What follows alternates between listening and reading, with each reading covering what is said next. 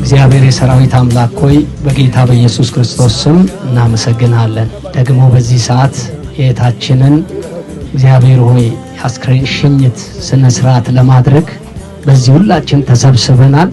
አንተም ከኛ ጋር ስላለ እናመሰግናለን። የሚኖረን ቆይታ ባርክልን።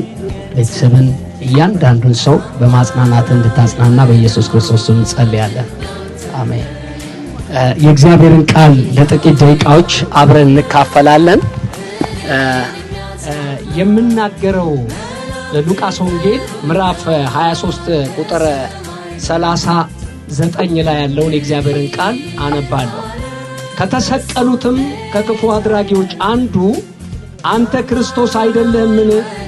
ራስህንም እኛንም አድን ብሎ ሰደበው።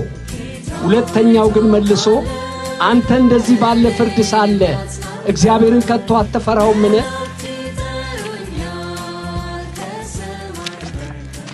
እግዚአብሔርን ከቶ አትፈራውምን? ስላደረግነውም የሚገባንን እንቀበላለንና በእኛስ እውነተኛ ፍርድ ነው። ይህ ግን ምንም ክፋት አላደረገም ብሎ ገሰጸው።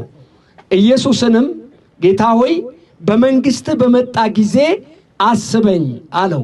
ኢየሱስም እውነት እልሃለሁ ዛሬ ከኔ ጋራ በገነት ትሆናለህ አለው ይላል።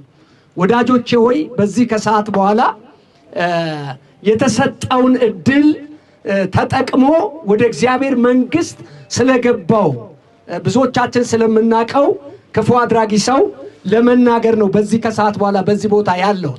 በእውነት በዚህ የቆምን ሰዎች ሁላችን በሕይወት ያለን ሰዎች እህታችንን ለመሸኘት የመጣን ሰዎች ሁላችንም እድለኞች ናችሁ።